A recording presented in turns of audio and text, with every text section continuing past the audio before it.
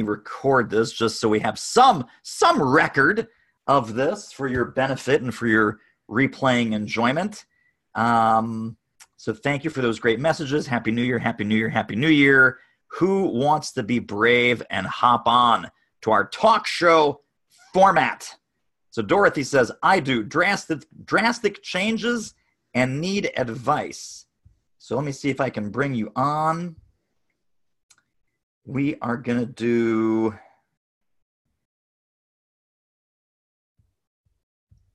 Let's see. I need to do Q&A.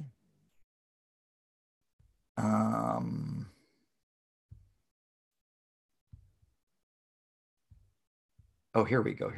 Dorothy. There's Dorothy. Promote to panelist. So Dorothy, I am just sent you the link. Hey, there you are. And I don't think your microphone is connected because I can't hear you. You're not necessarily muted here, but a little AV problem maybe on your end. There. Yes. Okay, I just needed to click the unmute. There you go. Happy New Year. I also like Zoom. It's easy and it's really clear when how to get at things. Generally, except for today's tragedy, but yes. So, tell me about your drastic changes. Okay, drastic changes. Really significant. Means different business model is in order. I have had a fall where I went through 2 months of 24/7 caregiving, and I'm now in a situation where I really can't be doing extended traveling because of health and other issues here. So that's a number one. Yeah.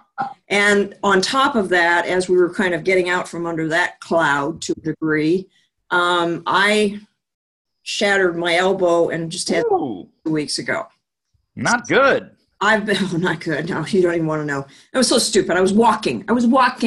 You know, I do triathlons, right? At least I could do something really exotic. Right. Walking on a dry sidewalk. At any rate, I really am going to have to rethink essentially my business model. And I want to focus it around an area that David, you and I have not talked about, which is mindfulness meditation. Thankfully, I had already gotten myself qualified as an instructor. Great. I hadn't really started in on how do I monetize that? How do I put it together? How do I create it as more of, I would guess, either a subscription base or a coaching base or what? So that's the absolute total nutshell of what the situation is, and it's very timely because I'm out of all the severe pain, and I'm having to use voice to text dictation, which by the way works really well. Yeah. But I can't use a keyboard right now, so I've dropped out of touch. I mean, it's scary stuff. So I need help. So I mean, the other thing to think about is beyond the change in topic, which is fairly minor. It's the change in distribution method. Correct. Expertise. So and lots of choices, obviously. There's, coaching, consulting, group coaching, mentoring, video programs, online courses, even licensing.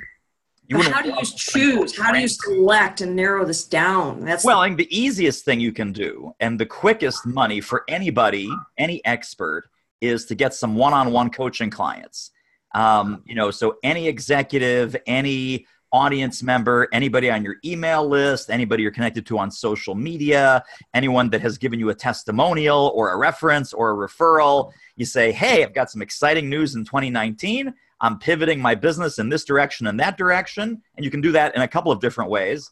One is what we call the asking for air conversation. Right. From our buddy Michael Goldberg about asking them for their advice, insights, and recommendations. And that's more of a soft touch kind of thing. Or you can go more direct and you say, hey, listen, I know we've talked about this. I know that you have some challenges and struggles with this. You at your company, you as a leader, you in your personal life, professional life, whatever. Here's what I'm doing. Here's the outcomes of this kind of work. Would this be worth a short chat? And then that's pretty much a pure prospecting type of conversation that we call organic outreach, right? Organic outreach is no big email blast. It's no big mass marketing, nonsense. It is one-on-one individual organic outreach to people who already have some context and some knowledge of you. Maybe they're even a champion or an advocate or a fan or a past client or a past audience member. And that is the number one fastest way to make money. The mistake that people make when I say, hey, go get some private coaching clients or some private mentoring clients, is they go, okay, it's $500 a month. And it's not $500 a month.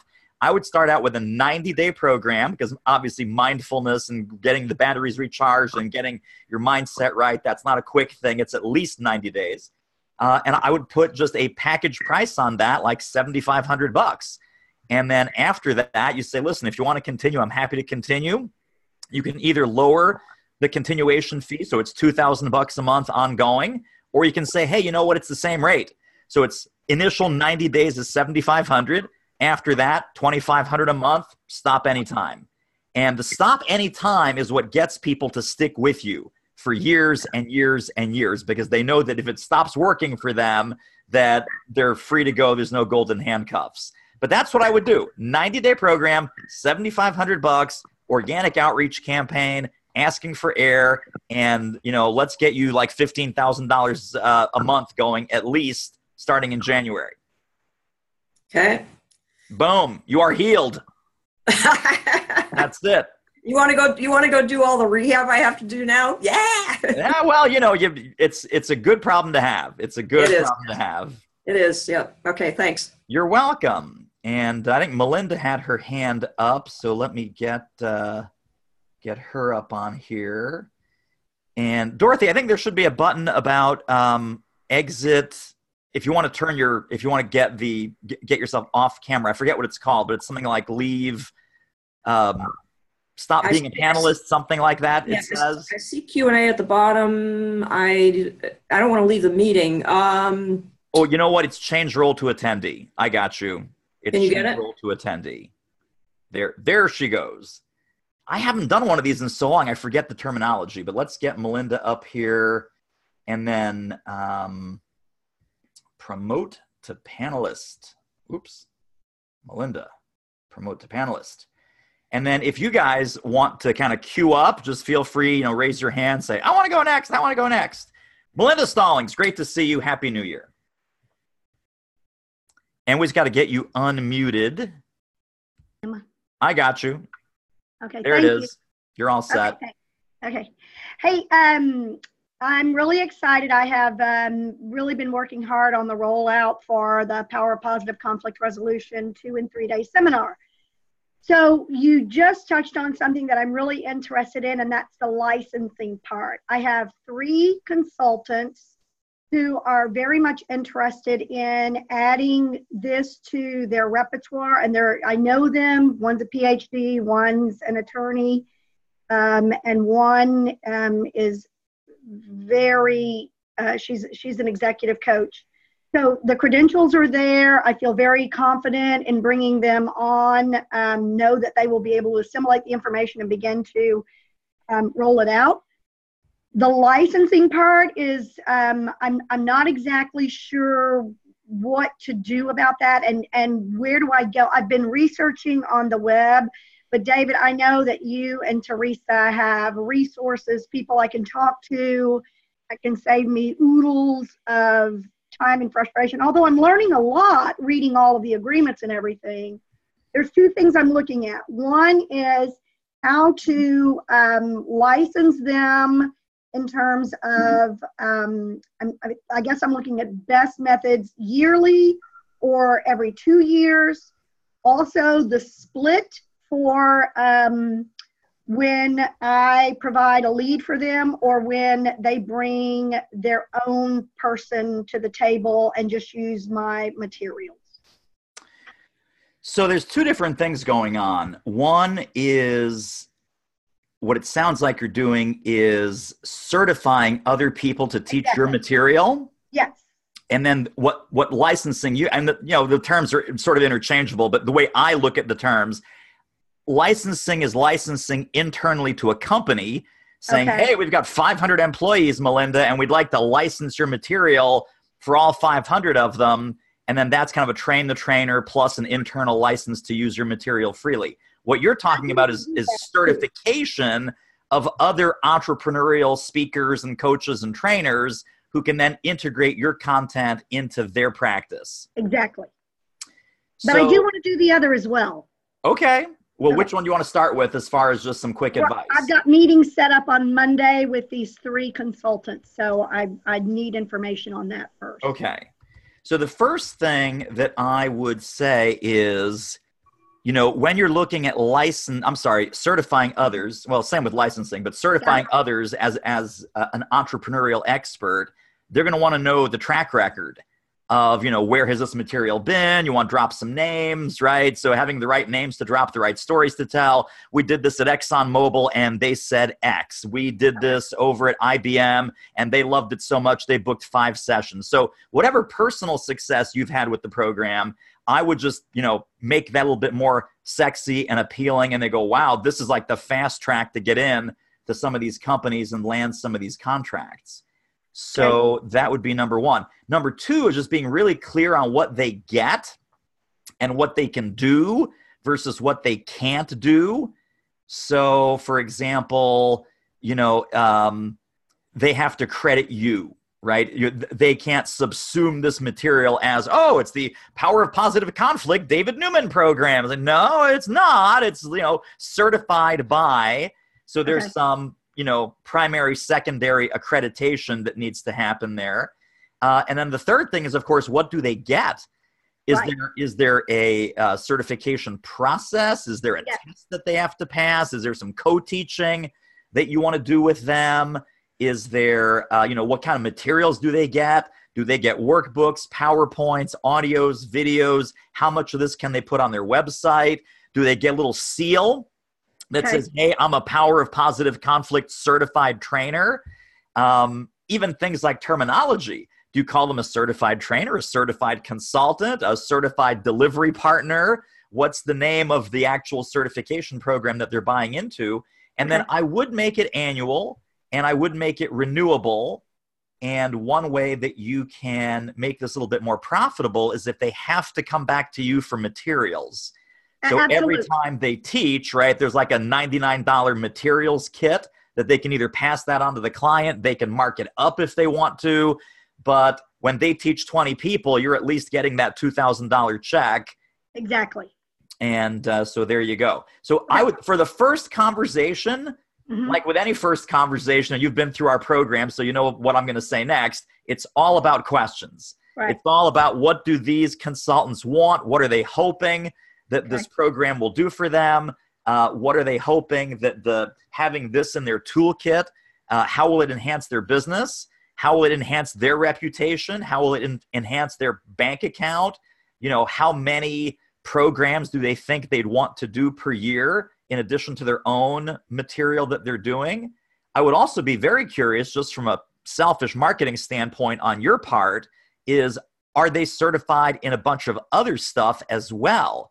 So, are these the John Maxwell people that anytime they see certification, they want all the logos in their email signature? They want as many possible feathers in their cap. They're DISC certified, they're Strengths Finder, they're John Maxwell, they're Melinda Stallings, they're all of these things. Because then when you go to market this on a broader level, you can say, if they're certification junkies, you could pitch the value prop to certification junkies. If they're not certification junkies, they say, no, this is the only thing that I would ever dream of teaching that's not my own material. Then you could go the other way and you could say, hey, listen, if you've never even thought about certifying in someone else's content, this is the program for people that never thought they would certify in someone else's content. So you see what I'm saying? A little market research there about your certification clients. I like that. It's really good. Okay. So they do. So here's how I've laid it out. And I cannot tell you how instrumental all of your materials have been. So thank you. And I also want to talk to you about the other thing that you sent via email the other day. Okay. So that's an aside. But, sure. So they have to come through me for materials. All materials have to come through me. 2 of them are certified in the DISC, which is one of the foundational assessments that I use in porn. One of the things I'm working out with DISC right now is does everyone has to be DISC certified, or the fact that they're being certified through me, will that certify them through DISC as well? So those are some questions that I'm working on as well. But I have thought about, okay, so you're going to have to get the materials through me. I had not thought about, the value props in terms of, are you a certification junkie, or, is this something that you're looking to do? So thank you. That's genius. Let's see. Track records pool. They're all really excited. They're all ready to sign on. Pretty much. I just need to make sure that I have my ducks in a row for them in terms of. So let's say someone's hot to trot right now. What kind of price point do you have in mind? Well, okay. So the seminar itself is we can take up to 24 people in any class. And that's basically because of all of the activities and things that go on, and the pairing and the group work that has to happen. So I've got that price at $27,150 for 2 days. So that's what you're charging the client. Yes. Yes. So my thoughts are, David, that I just thought maybe half for me and half for them if I bring them the client. So you're not thinking of any kind of upfront certification fee? No. There will be an upfront certification fee, and I'm looking at about $2,500 per person for that. Well, that's probably a little low. Here's the deal. These people I am also going to kind of look at as my advisory. They're my initial group that I really trust. Okay, I saw that. Well, I'm just confused because the question about the financial aspect of it is, are you going to be subcontracting them and you're doing all the marketing and the sales, or are they going to be going out getting their own clients? Yes. But if I have someone that calls in and says, hey, I need somebody, and I'm already teaching somewhere, I need to have somebody that I can. They'll be your first couple of phone calls. Exactly. So I would have a different financial arrangement for that kind of thing, where you're feeding them a lead or giving them a client versus them going out hunting and fishing on their own. Hunting and fishing on their own, 50-50 is way too high. And I never say that your fee is too high, except in this case, it's way too high. Okay. If they're doing their own stuff and you want to have a per program kind of revenue share, I think the highest you could really go is like 15 or 20%. And even that's kind of high. Okay. So, because the materials would take care of the thing is, I don't want the prices to differentiate either. I don't want someone charging $22,500 for the 2 days. So, all of that has to be written into the agreement that this program has to be sold for a minimum of this number. Exactly. Yeah, there's a lot of moving parts. Did you talk to Russ Riddle about this yet from a legal standpoint? No, and that's the name I was looking for. I was going through all of my notebooks. Okay, Russ Riddle. Anything that, this is not just for Melinda, but for all you guys listening, any kind of licensing, certification, sponsorship agreements, any of these kind of intellectual property kind of things, the guy that I use and I recommend to clients like Melinda is Russ Riddle. Russ Riddle, who is a former president of the NSA North Texas chapter. He knows licensing and he knows the speaker and consultant world. So he's the guy you want to hire, and he's very, very reasonable and super smart. And I just LinkedIn him, right? Sure. Tell him I know him through you. Mention my name and he will still treat you right. I don't know why, but it's true. He will still treat you right. The other thing was the initial launch. Here's my plan. To send out just some information about conflict. I've identified 20 organizations that I want to really focus on so I don't get so scattered. I love that. That's your active 20. I know myself and I do get scattered, so I've got to stay focused. Right. So my first thought is to do what you do, send out information. My second touch point with them and here's what my question is. Should it be first or should it be second? I've had lots of regional success with this program. I'm looking to roll it out nationally. I'd like to do an air with them. Right. And I just need to know, where things different elsewhere? Can you give me more information about what happens in your organization? Can we set up a time that we can talk? That would work great. First time, second time? First touch or second touch? Is that asking for air the first touch or the second touch? Yes. If it's the second touch, what's the first touch? The first touch is just to send out information about what conflict is costing organizations. Oh no, I would do it for let's do first touch. I mean, you don't want to say, "Hey, here's a problem. Oh, by the way, can I ask you some questions?" We just cut right to the chase. If you want to have an asking for air conversation with them, go right into that, and then the premise of that is going to be around those conflict-based questions. Got it. Yeah, great job. That's exciting. Thank you. I'm really excited about it. I really am. We want to hear in the alumni group, we want to hear about all your success making zillions of dollars with this thing. I will definitely let you know. And I'll be looking for consultants too. There you go. There you go. David, awesome. I really appreciate it. All right. See you soon. Okay. Let's see.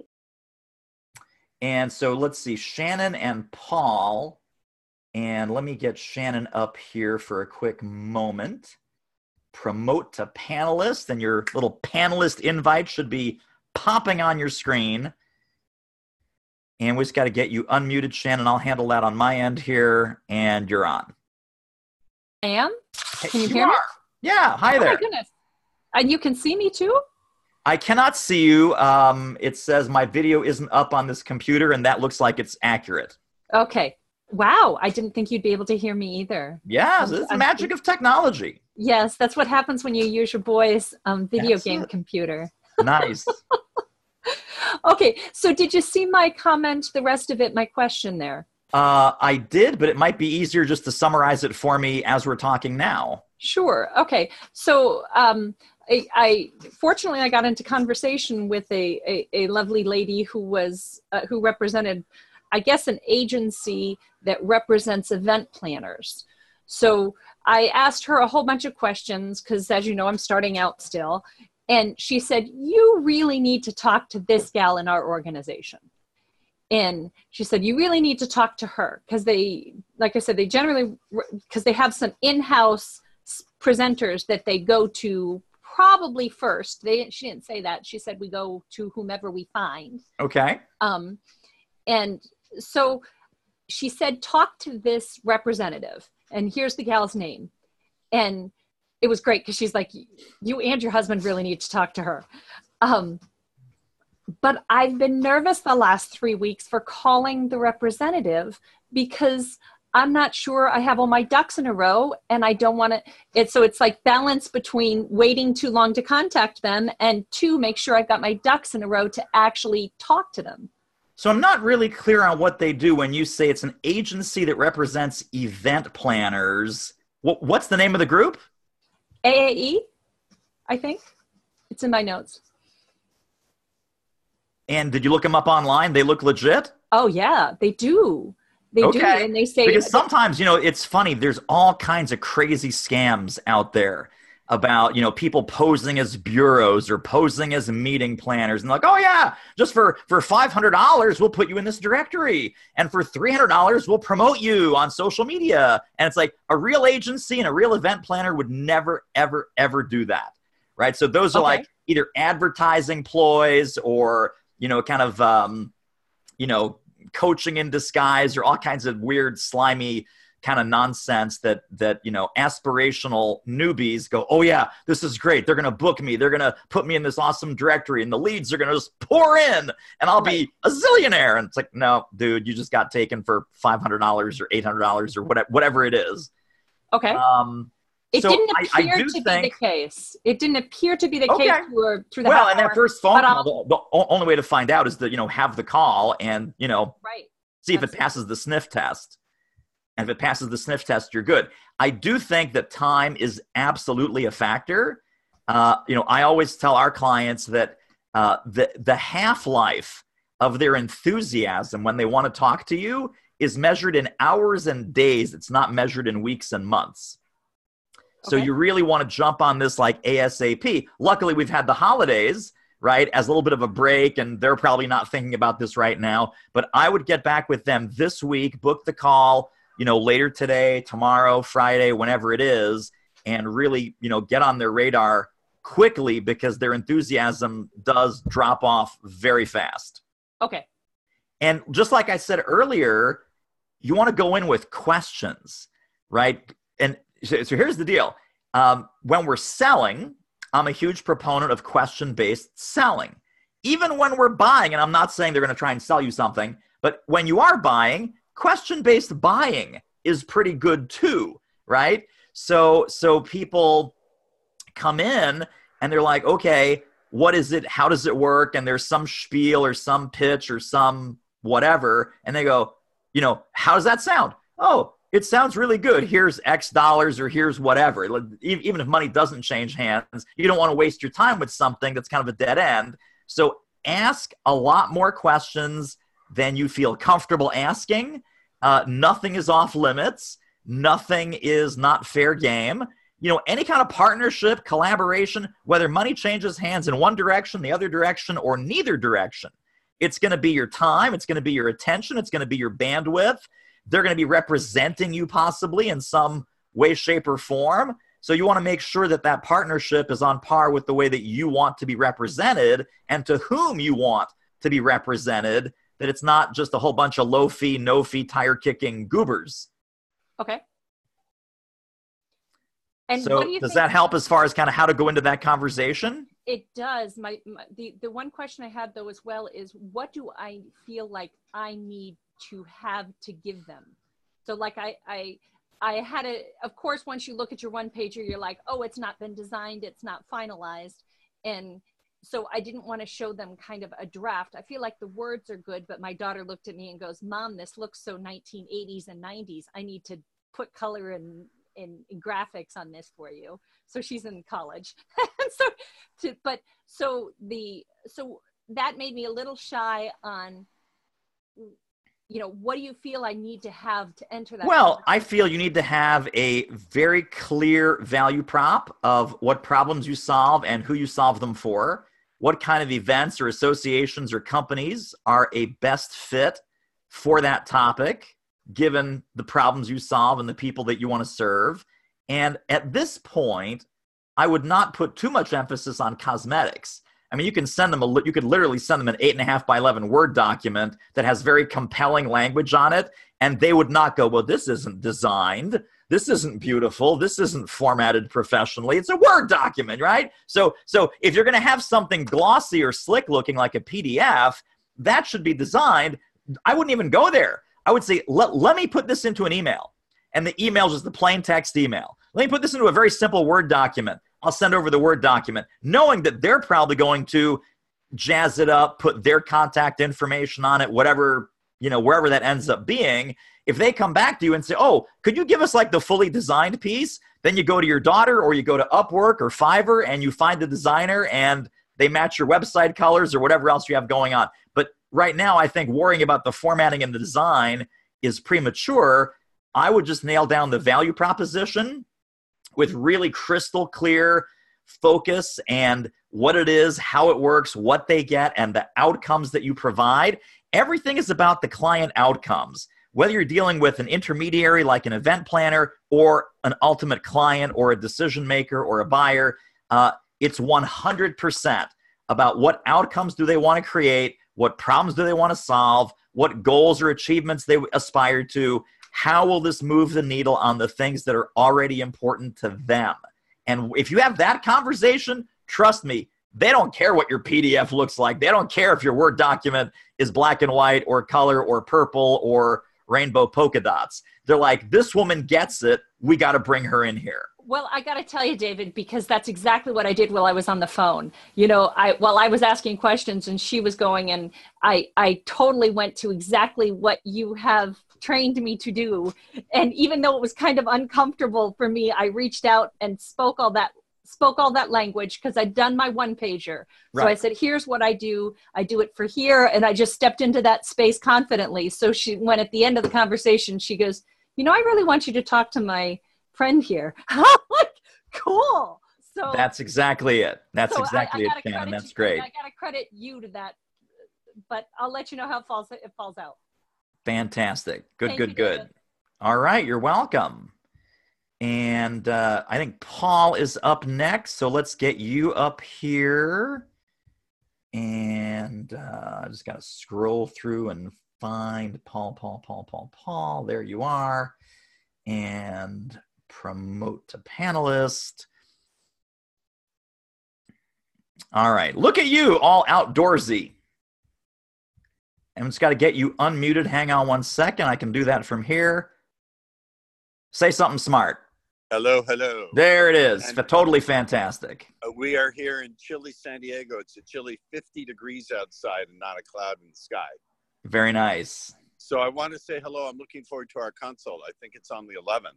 Terrific. And, yeah, we're going to tear things apart. I wanted to ask you a quick question here. Sure. So just very quick background. For 30 years, I've been training and speaking on a topic that I won't bring up here because I don't want to offend anybody. I'm very politically correct. I am now just beginning to rebrand under my real name, Paul Ross, because I did a training under my other identity, and one of the sponsors pulled out when they Googled me and freaked out completely. Wow. Okay. All right, so we can't do that. But here's my question. So I can speak and I can train. I'm working on my website, but my question is, I have two domains. I have subtlesalstrainer.com and I have subtlesalesspeaker.com. Should I have a different website for me as a trainer and a different one for me as a speaker, or should I just combine them? I would combine them. I would combine them. And you know what's funny? So it's called Subtle Sales Trainer. Yeah. And Subtle Sales Speaker. I have a book called Subtle Words That Sell. Okay. So here's what I would do. I realize that you're on your phone or your iPad there, but I would jump on GoDaddy like immediately. And I would, because Subtle Sales Trainer is a thing or a person and it's you. And Subtle Sales Speaker is a thing or a person and it's you. What you're really giving them the power to do is Subtle Sales Mastery. Subtle Sales Mastery. And that's like, okay, that's the speaking, the training, the book, the online course, the entire empire can be under Subtle Sales Mastery. Not to say you can't have landing pages, and you should have landing pages for your speaking, for your seminars, for your private coaching and consulting, whatever you want to have there. But the real value prop, Paul, is you help them achieve Subtle Sales Mastery. And what would I put on there? That would be a combined page for both my speaking and my... Well, I mean, remember the speaking, the training, the book, those are all three different distribution methods for the same core value proposition. And, you know, the menus could just be speaking, seminars, book, blog, contact. I mean, it's all integrated. It's not worth having a different website. Plus Google, as far as search engine optimization and findability, the more that you put together on one website, the more credence and the more search engine juice you get, because then it's not like a one-page fly-by-night kind of website where Google looks at it. So you would put it on Subtle Sales Mastery? I would, and I love that a lot, actually. Okay, and the other thing is all of my social media presence has been under that other identity that I don't want to bring up here. I don't want to have to wait to establish a social media presence before I start going for it, contacting meeting planners and blah, blah, blah, blah, blah. So I'm going to start going for it right away. What do you think? Change the name and keep all the followers and the fans and No. We don't want those followers and fans. Oh, you don't? Okay. All right. No. Social media. The only reason social media numbers count at all is if you're going after a book deal or trying to get a big media sponsorship. You know, for the stuff that we teach, it's direct to prospect sales activity. They don't care how much you're tweeting or how many LinkedIn connections you have or how many Twitter followers you have. And I have one more quick one. Sure. So someone mentioned to me, I'll put it this way. in the world of speaking and corporate training, I have a lot of closet fans who are fans of my old work. Now, everyone's going to be curious, like, what the hell did he do? But I can't talk about it here. That's all right. And they are giving me, like, they love me. I've helped them in their personal life. So they're turning around and advising me in different ways. And they've been quite helpful. But one of them mentioned quite some time ago, and I've lost touch with them, that where the real money can be is if you are hired to go in and give a talk, then you turn around and contact the continuing education and learning department. You say, look, that was really great. Now the challenge is retention and implementation. So I've got this training, this ongoing training. It's for 9 months or 6 months. Yeah. And if you want to upsell them, you say, I can come in once a quarter. I will keep it specific to your industry. I will be your secret weapon. I will make an agreement that I will not teach anyone in your industry. I will be your exclusive secret weapon. I love that. What do you think of that idea? Yeah, absolutely. And so on our webinars and our web trainings, we call this the golden triangle, right? So the golden triangle is it starts with speaking, and speaking just builds awareness. That's all speaking can ever do. If you want actual skills transfer, like you're saying, ongoing reinforcement, repetition, application, then you go to a training. Right? Ongoing training, repeated training, reinforced training, in context training. That's where the competencies and the capabilities get actually transferred to the people. And then for long-term behavior change, maybe then you have a consulting or a coaching or an executive mentoring program that really steers the ship in a completely different direction over a sustained period of time. So having all three in your toolkit, the speaking for the awareness, that's all that it can ever do. Training for the skills transfer, and then coaching and consulting for the long-term behavior change. You just keep working the three sides of that golden triangle. And like you said, you can upsell, cross-sell, penetrate a whole company. Well, hopefully the speaking is going to bring me some money. That too, right. But as far as they're concerned, the only thing that 1 hour speech is going to do is raise awareness of some problems, challenges, gaps, and holy smokes, we're in big trouble. We need to get Paul in here long-term. Right. My buddy, let me leave you with this because I think it's a really valuable nugget. My buddy Jay Baer, he says, the speech is simply an advertisement for everything that can come after. So even if it's a $7,500 or $10,000 or $15,000 speaking fee, it's still an advertisement for all the things that can come after. That delivers some real value. I'm not just going to tease them. No, of course, right. But the more value you deliver, the more they're going to love you and go, man, we got to get this guy in here every month. We got to get this guy in here online. We got to get this guy to do a video every week for our team. Okay. We're going to enjoy trust me, I'll be your most interesting consult, if not client. I love it. That's great. All right, my friend. Good to talk to you. Peace. All right. I didn't see any other hands. Who else wants to hop on here, ask a question, process an issue? We got Wendy, Tom, both Tims, Susan, Sean, Sharon, Renita, Peter, Paul, no Mary, Michael, Matt, Ed, Don, Denise, Dee Dee, Dean, and Anthony. What can I do for any of you fabulous folks? Who wants to hop on with me next? Ask a question, make a comment, tell a joke, sing a song, whatever you want to do. I'm here for you. Probably shouldn't have done the sing a song thing, but that's okay. All right, let's see. Anthony, fantastic. Promote to panelist. Little button comes on, just hop right on that. How are you, my friend? Good to see you. We just got to get you unmuted. Hang on, I'll click the button. There you go. What's up? What's new?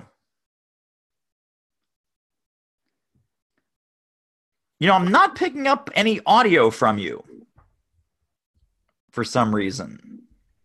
We have some kind of microphone going. You're not muted here, but it could be like a audio-visual thing on your end. Say something smart. Nope, didn't hear that. So in your Zoom window, if you click that little arrow that's next to the microphone, make sure that your correct microphone is selected.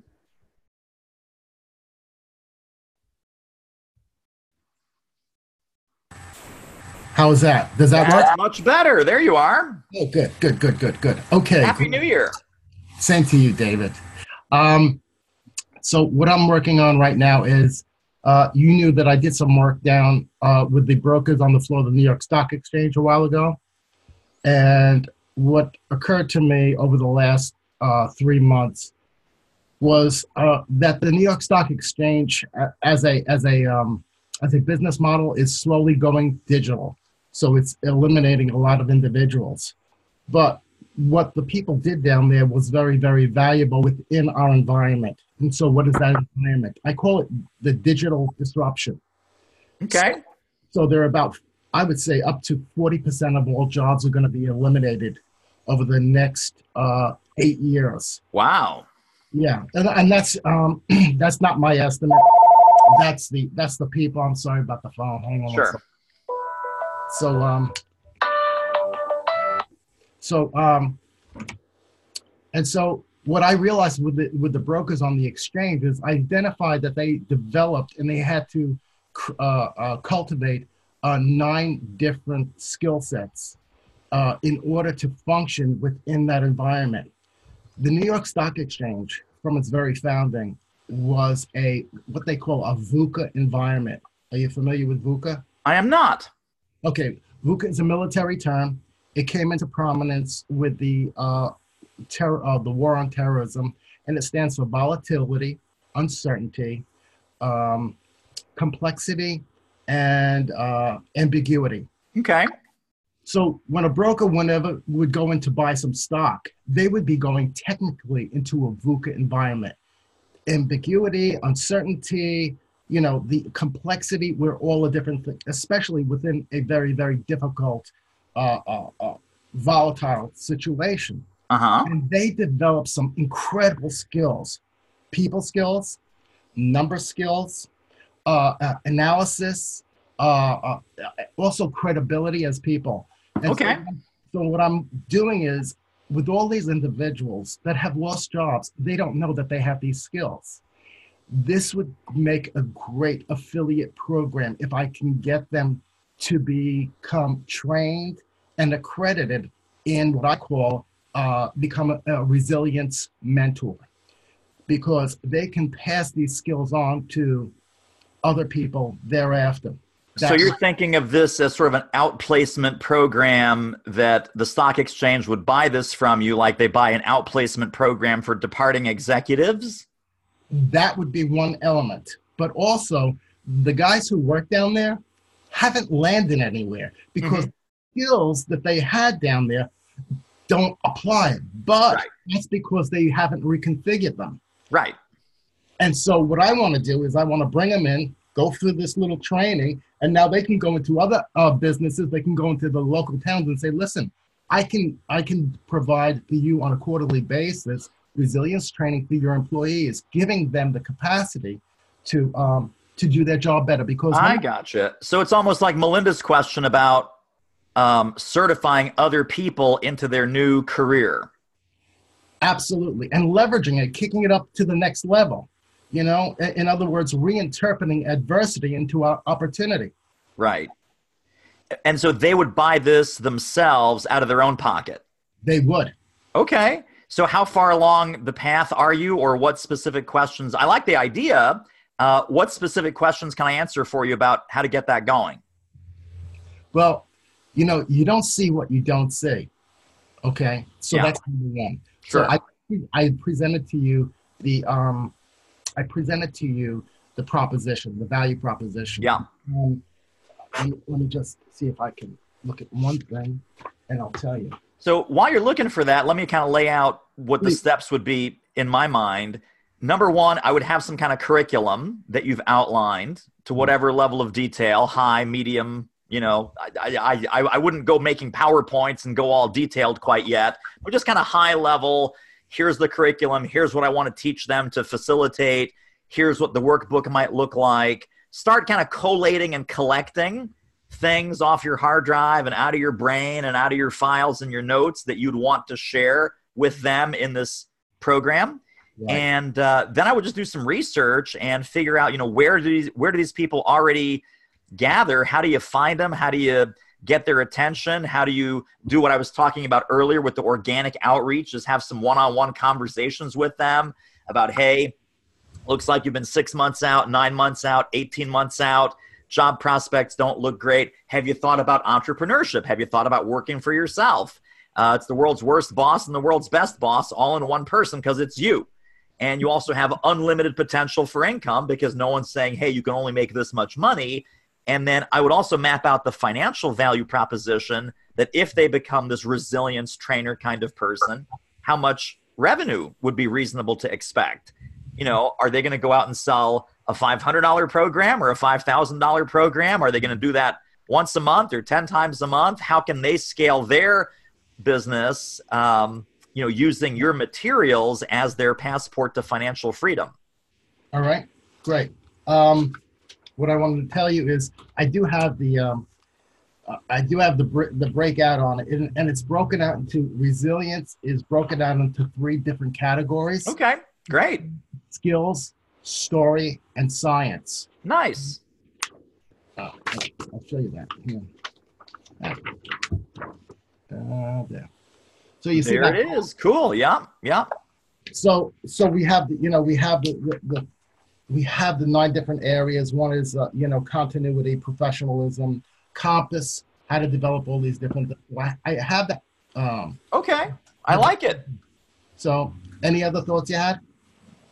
Well, I think the real question then is the prospecting and the outreach about, where's the low-hanging fruit? How do you get in front of them for a 10, 15-minute phone conversation or Zoom conversation like this and ask them about where they are and where they want to go and seeing if this might be the shortcut they've been looking for. Okay.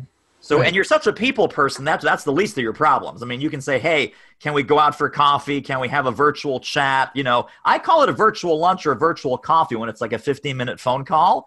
Say, hey, would love to get together with you for a 15-minute virtual coffee or half-hour virtual coffee, 45-minute virtual lunch. Lunch takes longer to eat, even though it's all virtual. And say, hey, I have this idea. I'd love your help shooting some holes in it. Here's what I'm thinking of doing. You float this idea and you see if they nibble, or you can do the more direct kind of, hey, I know that this has been a very tough time for you financially and career-wise. I have an idea, and I think this might be the golden ticket that you might be looking for, right? Mm-hmm. Or the passport to your next professional adventure. Oh, sure. Absolutely. Yeah, very, very nice. I love it. Keep me posted on this one, will you? All right, definitely. Thank you so much, David. You are welcome. And I see Michael. Let me get a little presto changeo happening here. And Michael, I'm going to promote you to a panelist. And then unless someone has a burning question, Michael will be the last one here. No pressure. Just make it good. And we've got to get you unmuted, so hang on. There we go. Thank you, David. Yeah. I heard you on Yafat's show the other day, and oh, cool. Super enjoyed your contribution there. It sparked a thought in my mind. I'm just in sort of this very early days of considering stepping out of my current professional activities, which is in the realm of body work and therapy. And if I got my head spinning and thinking about doing if I was to make a contribution, what have I identified in my 10 years of practice that would stand out? And it ended up where I arrived was a sleep solution tied most directly to meditation, self-hypnosis, sort of downloads that I could run out of a membership-driven sort of site. And one of the things I thought about in listening to you was whether I should get off my butt and go out and do some speaking, maybe corporate wellness sort of thing, to drum up interest in the area. So, my short answer to that question is always yes, you totally should. It's like, should I start speaking as a revenue generator or a lead generator, or to sell my book or to sell my course? And the answer is always yes from me. Right. I mean, only because it is such a force multiplier, both from a revenue standpoint and from a lead generation product sales standpoint, that, the answer, no, stay at home and build your list one person at a time in a very painstaking way, where you can be out talking to 200 people, get a $7,500 check, and make 20 sales of your $1,000 course. It's like, I'd rather do plan B. So I do like the idea of corporate wellness, and we have worked with several corporate wellness speakers. MJ Shar, who has a fabulous program called Smarts and Stamina, and Kathy Perry, and a whole bunch of other, really smart kind of health wellness people. All they had to do is pivot, because they both were working with individuals, right? And kind of individual health coaching, wellness coaching, fitness coaching, etc. And we said, okay, what's the corporate version of that? If you were to teach a bunch of executives or frontline managers or senior leaders, what would they need from you? And then the value prop changes from health and wellness to productivity and resilience and personal effectiveness and those kinds of things. But man, they are hungry for that. They're looking for any and every possible edge they can get. And if they get that from a speech or a course or a program or personal training, personal mentorship around these health and wellness issues, ranging from weight loss, sleep, food, exercise, right? You name it, hydration, positive mindset. I mean, all of these things. And think about the people that suffer from it more greatly. If I were you, I would look at road warrior type of industries. So consultants, for example, right? McKinsey and Deloitte and Accenture and all these guys and gals that are, 80 hours a week on the road. They're going from airplane to airplane to airplane, hotel to hotel to hotel, meeting to meeting to meeting. Their health is going to hell in a handbasket. Why does the company care? The company cares because in those industries, time is actually money, right? They actually look at things like bench utilization, right? Who's sitting on the bench that could be out making money? Who's an underpotentialized consulting asset or accounting asset that if they're sick for a day, yeah, you lose the sick day, but that also could be $5,000 of revenue that consultant is not making, or a project has been delayed, or some other really bad things happen with a very high price tag. You say, well, so I am now in the staff utilization and the bench strength business. I am now in the optimizing your people assets business. So it's the same thing, Michael. It's the exact same thing, but you're reframing it to what they're already spending money on and what they already care about. Gotcha. That's lovely. Thanks. So that's how I would handle that one. Nicely done. Thank you, sir. You are so welcome.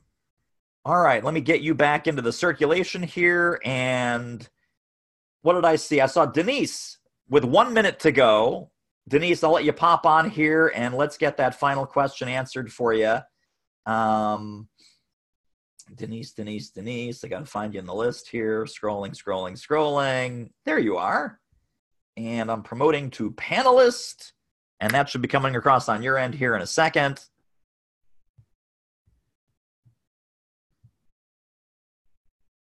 Hello there. How are you, sir? I'm great. Good to not see you, but good to hear you. How about that? I'm doing well. I have a question about, I have a new talk that I'm crafting from a best-selling book.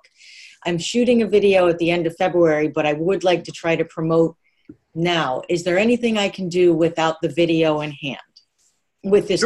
Sure. So that's a great question.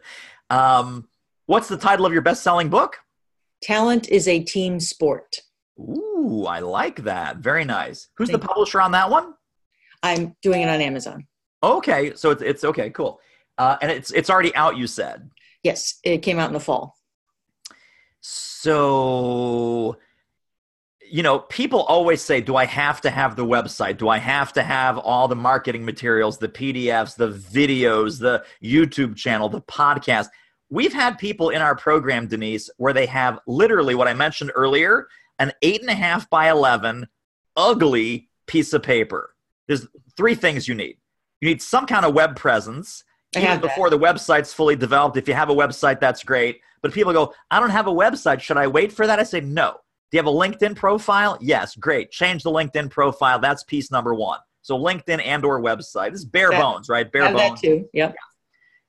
That's number 1. Number 2 is some kind of program description based on outcomes, based on value prop, not based on you and what you teach, but based on them and what they get from you. And then a prospect list.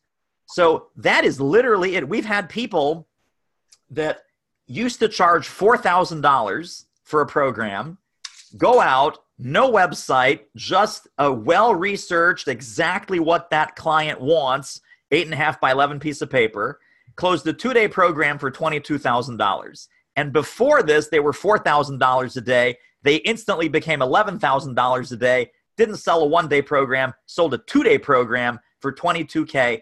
Even I was amazed. You probably shouldn't be amazed when your own clients have amazing success like that. But I was literally like this. I was like, just like that? And my client says to me, just like that. Wow. And you know, what the dialogue was, here's what we can do to solve this problem. Mm-hmm. The guy goes, that's perfect. That's what we need. That's what we want. How much is it to bring you in? She just gulped, silently, of course, and said, $22K, boom, easy, done. The guy says, okay. And when she told me the guy says, okay, that's when my mouth dropped and I said, just like that? Yeah, just like that. Okay. And he wrote you a check on the spot and you came in and you did the gig. Yes. Because it was exactly what they wanted and exactly what they needed. It was a perfect bullseye match to what that client was going through, the pains, problems, hassles, challenges, gaps, craziness, and exactly what she was aiming to solve. And that's what was on that 8.5 by 11 piece of paper is, right, are you struggling with this? Are you wrestling with that? So here's the template for you and for everyone. I've got 2 templates that I use for this. One is simply called, Is This You? Is this you? If you go to my homepage, go to doitmarketing.com. Once you get past all the webinar nonsense that's up there always, you'll see right in the middle of the homepage, Is This You? And it's 4 bullets. And the way you get these bullets is by pattern recognition of all the pains, problems, heartaches, headaches, challenges, complaints, whining that all of your clients and prospects have ever told you. And then translate that into very kitchen table plain English. And don't be fancy and don't use big words and just say, listen, is this you? You're wrestling with this. You're frustrated by that. You can't figure this out. You think there has to be a better way. You're sick and tired of doing it the old way, the dumb way, the hard way, whatever that is. That's template number 1. It's called, Is This You? Template number 2 is clients and audiences tend to hire Denise when they're experiencing one or more of the following, right? So just jot that down somewhere. Clients and audiences tend to hire Denise when they're experiencing one or more of the following. And those are symptomatic situational bullets, right? When you hear this in the hallway, when you see this going on in meetings, when there's gossip gab in the grapevine at the water cooler, when people are, something's wrong with your team, but you can't put your finger on what it is. As soon as you use that kind of language, either one of those templates, either Is This You or clients and audiences tend to hire Denise when, people start to recognize themselves in those bullets. And the person that can describe the problem in the most accurate way is the person that's also given the credit for knowing the solution as intimately as they know the problem. Right. So that immediately raises your level of expertise. Okay. And that's the key to getting that done. Don't need a website, don't need fancy videos, don't need nothing. Those things will be great once you have them, but you absolutely can make money in January and February like ASAP. Okay, great. Like I said, I will have a video in a couple of months, but between now and then I can at least try that without it, and hopefully they see themselves, as you say. It's a great idea. Thank you. Exactly. You are very welcome. Thanks for hopping on. All right, team, that is all the time we have. I got to run. You got to run. I have no idea why this technology was not going to stream live to Facebook, but we'll post it later. We'll figure it out. Everyone else missed out. You guys got in. You guys got in. So thank you for joining me. Happy New Year. More to come. We're back next Wednesday with something. I don't think we'll try this again until we get it sorted out, but it's okay. This was fun to have you guys on here, and the Facebook people just missed out. So if we post this on Facebook, you all Facebook people, you missed out because the technology crapped out on us. But other than that, thank you, thank you, thank you. Have a great rest of your week, and we'll talk next time. Thanks, everybody. Bye-bye.